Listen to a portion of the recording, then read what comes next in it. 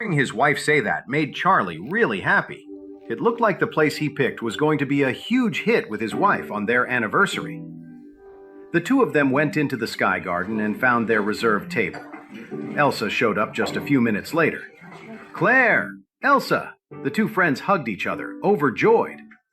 Afterward, they held hands and chatted for a long time, catching up on everything, before finally settling down.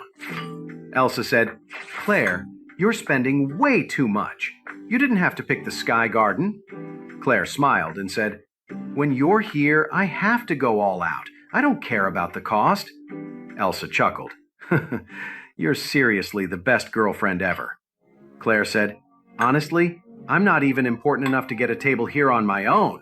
I had to ask Doris Young, the vice chairman of the Emgrand Group, to help me get this reservation using her membership card. Elsa sighed. The Sky Garden seems super exclusive. You have to be like a diamond member or something, right? Yeah, Claire nodded. Honestly, this is my first time ever being here. Elsa smiled and said, Thank you so much, my generous queen. After a moment, she added, By the way, when I was coming up just now, I saw a sign outside saying the Sky Garden was booked out in 3 days. Yes, Claire said, it's weird. The Sky Garden has never taken private bookings before. I have no idea what's different this time. Elsa nodded and said casually, A little while ago, there was this crazy rich guy in Eris Hill. He bought some necklace and showed up with dozens of luxury cars, a bunch of guys in black suits, and over $10 million in cash. Did you see that video? Charlie shook his head, but Claire said, I saw it. The whole thing was a huge spectacle.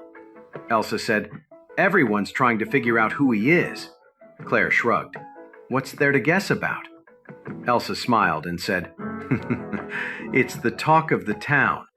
Everyone wants to know who's got that much power. Some people are saying it has to be the new chairman of the Emgrand Group. For a second, Charlie froze, but he quickly composed himself. Elsa continued, And now the Sky Garden is booked out. I have a feeling the person who booked the garden is the same one who bought that diamond in the video.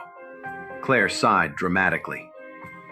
I haven't seen you in forever, and you're still the biggest gossip I know.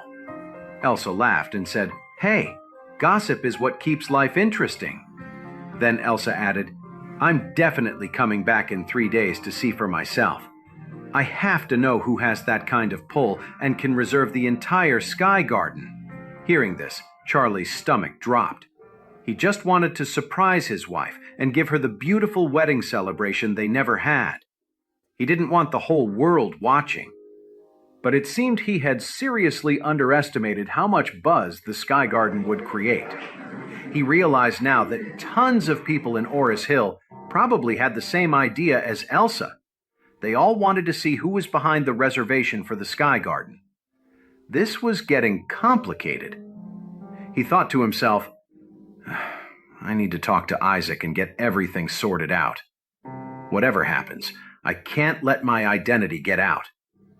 During their meal, Elsa said to them, So while I'm in Eris Hill, I made plans with some of our old classmates. We all thought it would be a good chance to have a reunion. What do you guys think? Charlie immediately said, If you're having a class reunion, you can count me out. Why? Elsa asked. Even though we weren't in the same 4-year program, we were still classmates for a year. When the old master of the Wilson family had taken Charlie in, he had sent him to Eris Hill University so he could get to know Claire. He had been in the same class as Claire for their senior year. After they graduated, they got married right away.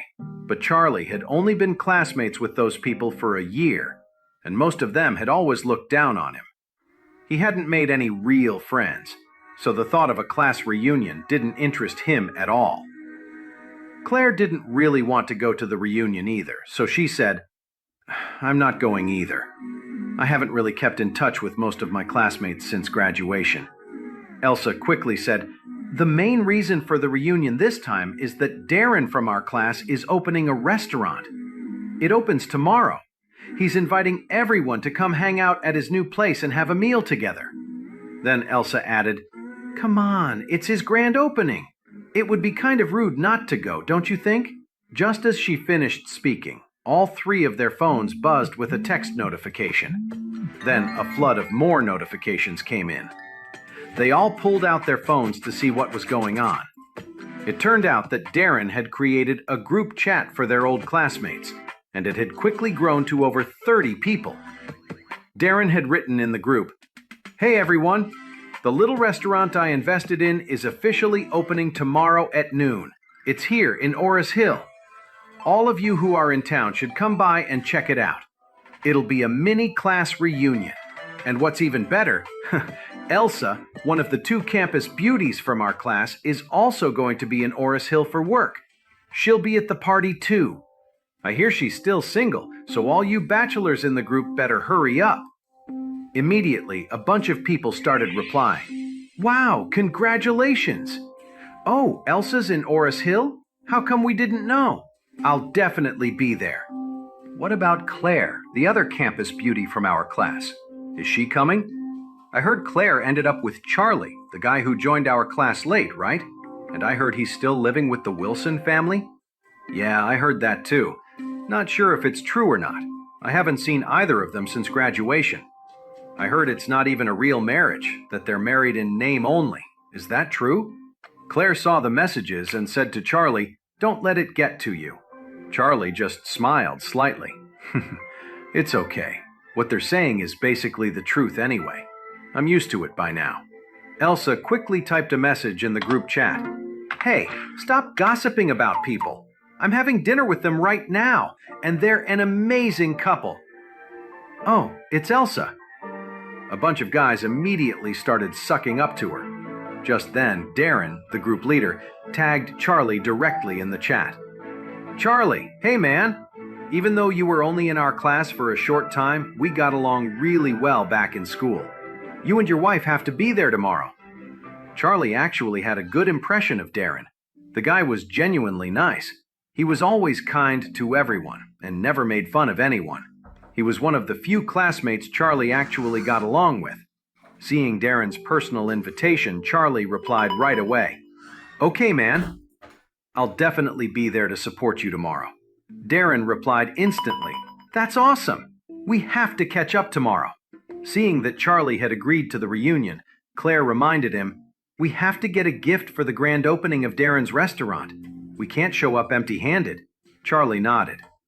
"Okay, I'll buy him a gift tomorrow morning." "Okay," Claire said. "Actually, I have to go to the M Grand group tomorrow morning anyway." Elsa asked, surprised, "Oh, you're going to the M Grand group tomorrow? When you're done, come find me. I can drive your car over to Darren's restaurant at noon." Claire smiled. "I think you're getting ahead of yourself. I don't have a car. I usually take a taxi or the bus. Sometimes Charlie picks me up on his e-bike." "What?" Elsa blurted out. "You're a director and you haven't bought a car yet?" Claire said, "I haven't been working that long, and I haven't made much money. Charlie and I share our expenses, and I have to help out with my mom's living costs. I can only save maybe a few thousand a month, which isn't enough to buy a car." Then Claire added, "Besides, to be honest, the bus is pretty convenient, and when the weather's nice, Charlie's e-bike is great too." Elsa said, "Sometimes you have to keep up appearances. You're the director of the Wilson group now, and you're the one working directly with the M Grant group. If you don't even have a car, people are going to talk." Charlie had to admit Elsa had a point. His wife had always been too frugal, and most of the money she earned went straight to his mother-in-law, so she never really spent anything on herself. His mother-in-law was a bottomless pit who only took and never gave. She'd saved up over $1 million just to throw it away on a shady investment, instead of spending a fraction of that to buy her own daughter a car. Thinking about it, he realized he needed to buy a car for his wife. It would make it so much easier for her to get around and run errands, and it would look better when she was meeting clients for business. Having made up his mind, he decided to go check out a car dealership first thing tomorrow morning. After dinner, the couple and Elsa left, taking a cab home together. On the cab's radio, the hosts were talking about the Sky Garden at the Aurelius Grand being booked for a private event. The hosts were amazed, saying it was the first time in history that the Aurelius Grand had made an exception and closed off the entire Sky Garden for someone. They were also dying to know who could have that kind of influence. The cab driver chimed in. "I bet you anything, the person who booked the whole Sky Garden has to be one of those crazy rich guys you see on the internet." Charlie stayed quiet, but he was surprised. It seemed like the news of the Sky Garden at the Aurelius Grand being reserved had really made waves all over Oris Hill. That night, the news spread like wildfire all over Oris Hill. Soon, it was the talk of the town, and everyone was buzzing about it. Everyone knew that the Aurelius Grand had a strict membership policy, and only their top-tier members ever got to use the Sky Garden. As for booking the entire place, forget about it. Even diamond-level members weren't allowed to do that. So the question of who could possibly book the entire Sky Garden became the biggest mystery in the city. Rumors started flying. Some said it was that super rich guy who went viral all over the country. Others claimed it was some wealthy foreigner. And then there were those who said it was a mysterious man and that he'd booked the place to throw a huge romantic wedding. That last rumor, the wedding one, seemed to be the most believable. Before long, that's what everyone was talking about, and the rumors just kept growing.